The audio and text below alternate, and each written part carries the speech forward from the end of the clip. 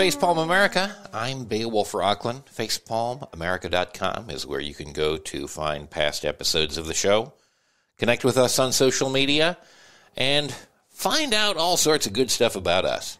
You can call us anytime at 202-656-6271. And we have a real treat for you today. I'll admit it, I have not seen the movie as of the time of the recording, but Killers of the Flower Moon is out this weekend.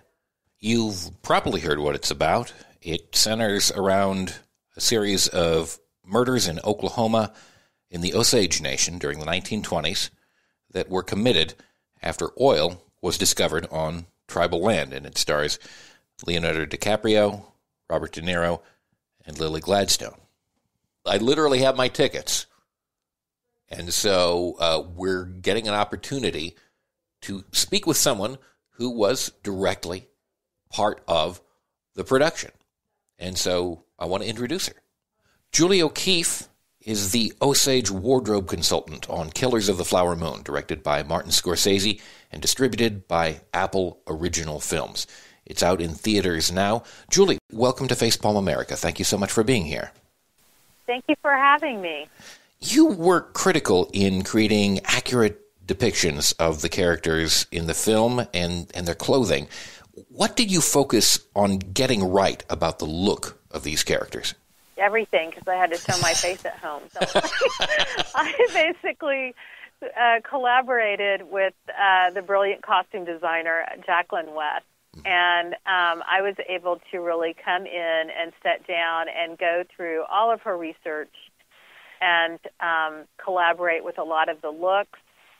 She had over 500 blankets that were run by Pendleton from the 1920s with the actual stripes, and then used the color palette from the 1920s. I engaged Osage artisans that are families that have had these traditions of finger weaving and ribbon work to basically be able to incorporate and do their art to be a part of the movie.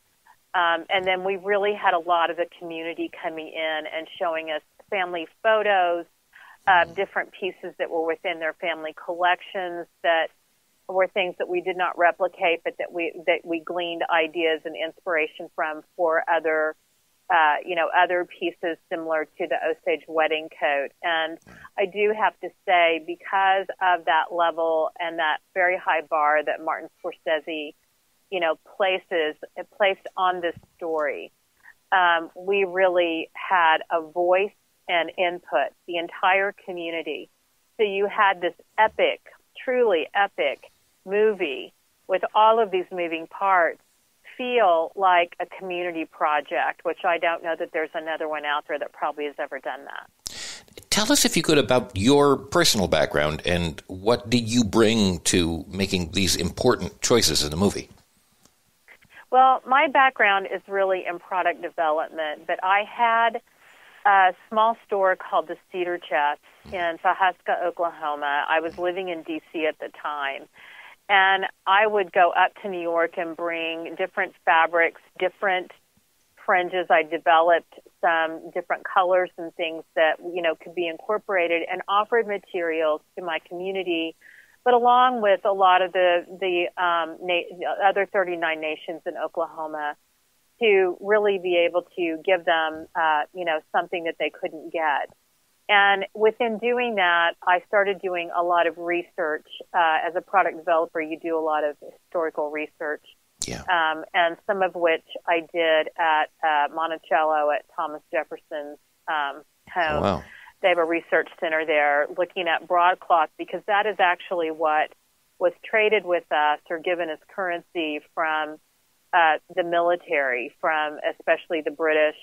But when Lewis and Clark went down, there's a lot of notes there. And so talking about the stripes and the size of our people at that time, and really that broadcloth entered its military cloth, and it was what military coats were made of, but it incorporated its way into our clothing that we wear to this day in our traditional dances. That's fantastic. You mentioned earlier that the company that produced the cloth for this film was Pendleton, that's based in Oregon, where I live. How did they go about creating it?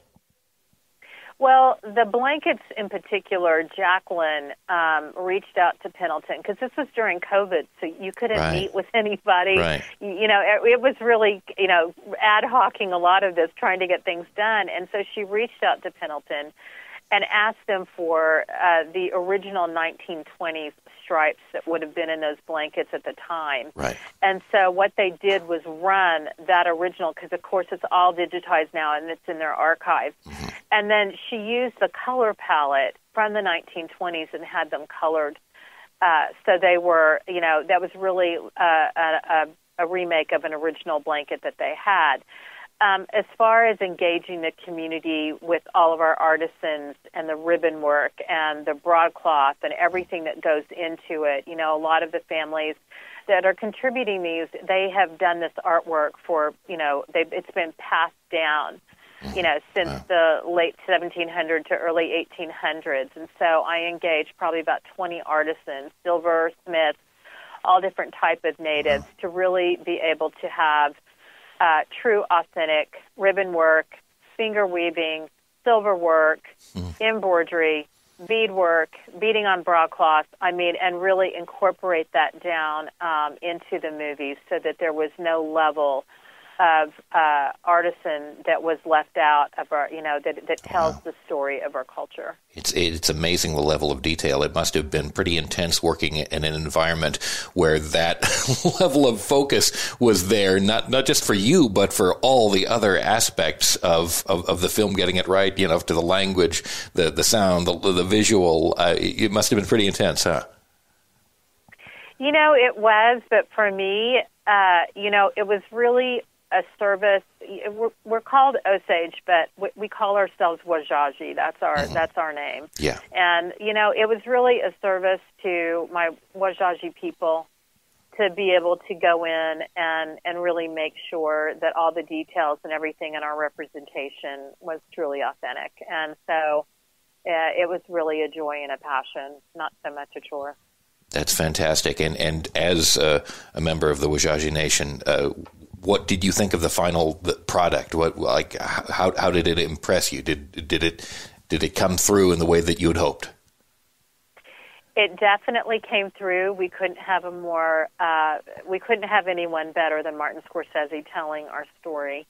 And as there's a scene I won't give away, but it's showing us today, and it's showing our resilience. It's showing that we are still here.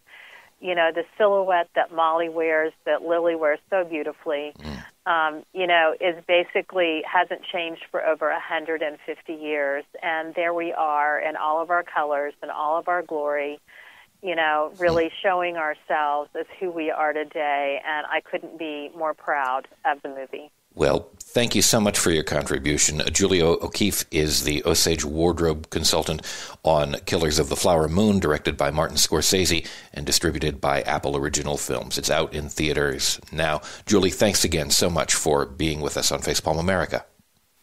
Thank you so much for having me. This is Facepalm America, facepalmamerica.com. I'm Beowulf Rockland. We're going to be back in a moment, and I'm going to tell you about what it will take to keep America strong and good. This is Facepalm America.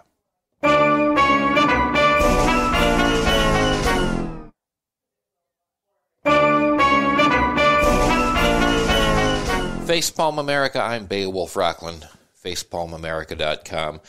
I don't know if it will be the next episode that you hear, but we are going to be speaking in the next few days with a gentleman named Daniel Baer. He is a former Colorado Senate candidate. He's a former U.S. ambassador to the Organization for Security and Cooperation in Europe. So, he should cooperate very well with our interview. And he's written a book called The Four Tests, What It Will Take to Keep America Strong and Good. That's an interesting title. Because I'm not sure how strong America is these days, and I'm not sure how good we're doing. these days either. It's a little bit of a conundrum, and it's a little bit disappointing. Daniel Baer may be a bit more optimistic than I am about where America is. He certainly is optimistic in terms of what we can become, and hopefully I can meet him in that place. But it seems to me we've got a long ways to go. I think that's reflected in our very title, Facepalm America. Because, yeah, there's America, but also, Joe! So, but you know that. I want to thank Ace Elson and Rosabelle Hine, the producers of this program. I want to urge you to share this episode on social media. It helps what we do. It expands our audience. It lets us keep going. And until next time, enjoy the day.